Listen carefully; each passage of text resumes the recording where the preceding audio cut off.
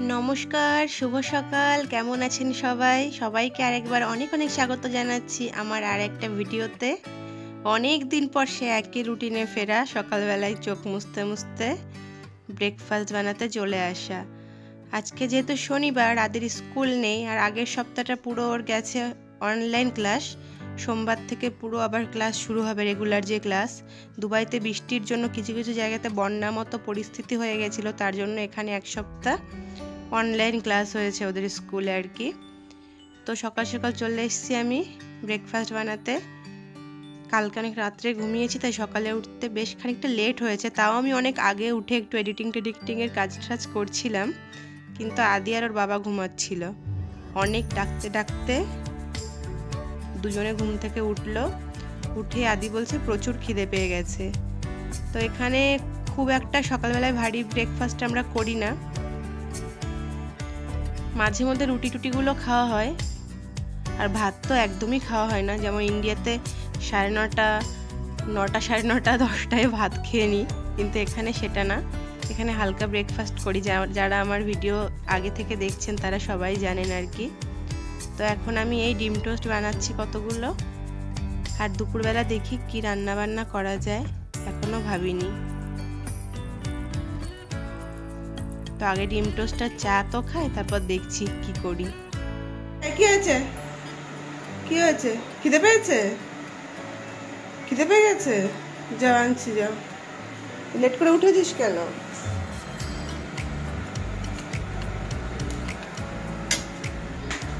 এদিকে আমার লাল চা হয়ে গেছে। ওর বাবা খায় না লাল চা, খায় কখনো কখনো খায়, গ্রিন টিটা বেশি ভালোবাসে খেতে আর কি।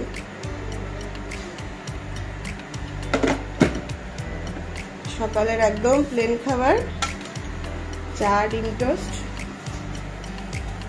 এটা খেয়ে দিয়ে একটু টুকটাক কাজকর্ম আছে, সেগুলো সেরে তারপর দুপুরে রান্না দেখি কি করা যায়।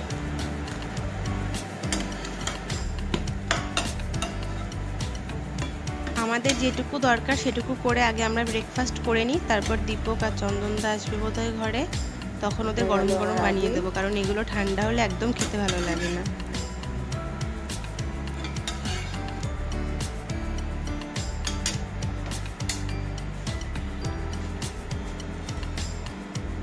আদি, তোমারটা নিয়ে যা বাবা।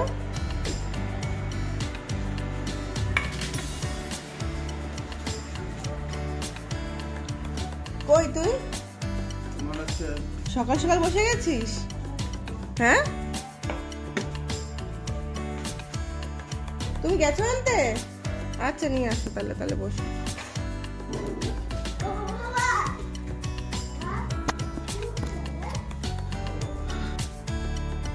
সবই ঠিক আছে, একটা ছেলে আছে আমার কাছে, আর আমার পুচকু অরির জন্য মনটা কেমন আনচান করছে।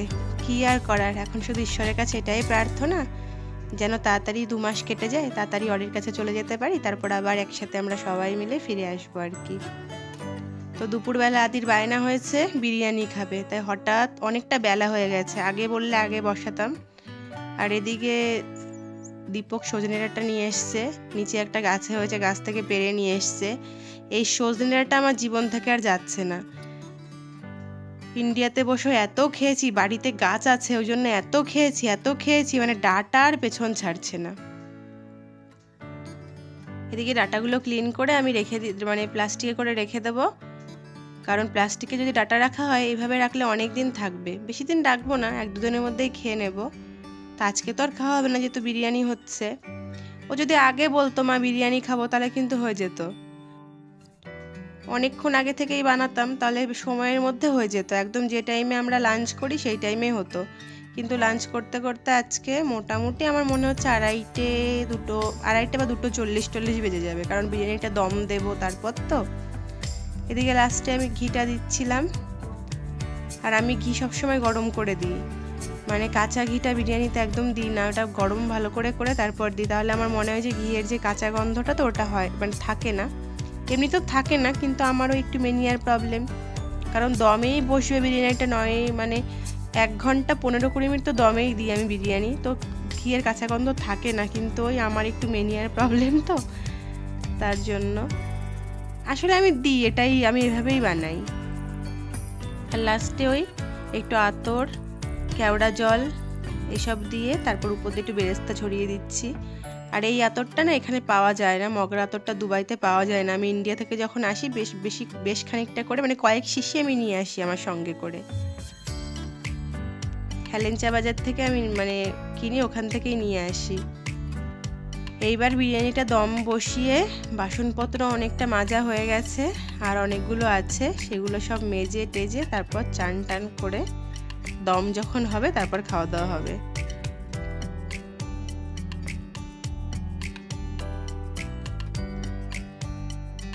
আর দেশে থাকলে তো বেশিরভাগ কি হয়, ফয়েল টয়েল ঘরে বেশি থাকে না। ইন্ডিয়াতে এমনিতে তো থাকি না, যাই তো কিছুদিনের জন্য, তখন ওই আটা দিয়েই মানে মুখটা কভার করি হাঁড়ির।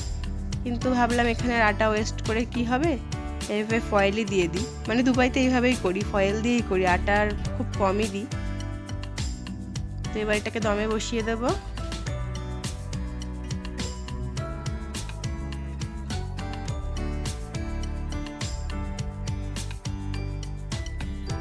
আমি গ্যাসটা আগে থেকে ধরিয়ে দিয়েছিলাম। নিচে একটা লোহার চাটু দিলে তাহলে কি হয়, পোড়া লাগে না আর কি। সবাই বসে গেছে, সবাই খেতেও শুরু করে দিয়েছে। গরমা গরমা বিরিয়ানি আর কি, খুব ভালো হয়েছে বিরিয়ানিটা খেতে। আর দুবাইতে না সব কিছু খেয়ে মোটামুটি শান্তি পেলাম, কিন্তু দোকানের বিরিয়ানি খেয়ে একদম শান্তি পেলাম না। সব ওই কারি পাতার টেস্ট, একদম বিচ্ছিরি বিরিয়ানি পাওয়া যায় দুবাইতে। মাঝে মধ্যে বাবাকে বলি একটা বিরিয়ানির দোকানই বানিয়ে নিই আর কি। আর ডিম ছাড়া তো বিরিয়ানি আমাদের বাঙালিদের জমেই না। বাবু কই, টিটি পাখি কই, পাখি কই, ও পাখি, আমার পাখি কই রে, মার পাখি কই, আমার সোনা পাখি কই। ও ও কি হয়েছে কি?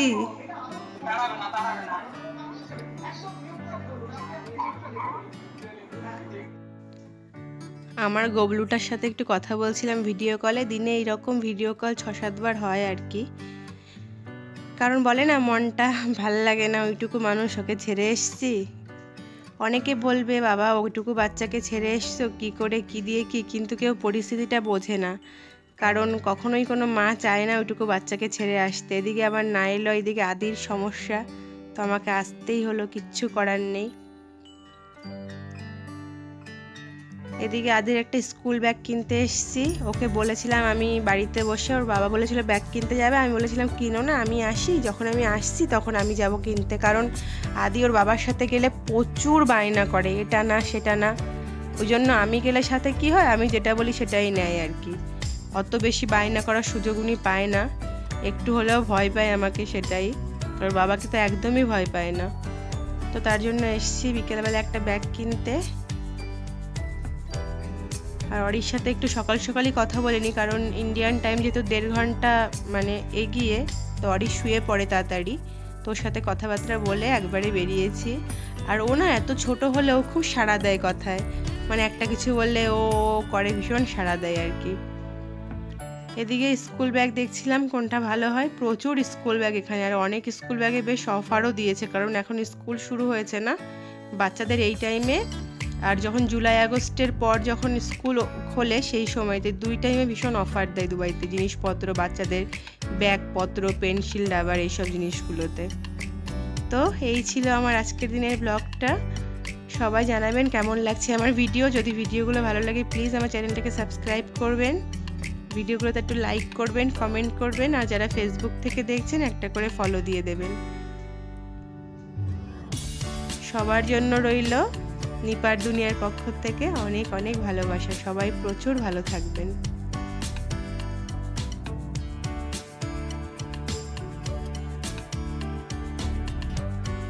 ভিডিওটা শেষ করব ভাবলাম, তারপর ভাবলাম একটু দেখাই আপনাদের যে ছুটির দিনে মানুষ যারা উইকলি বাজার করে, দেখুন কত লোক এসছে বাজার করতে আর কি। তো চলুন, শুভরাত্রি।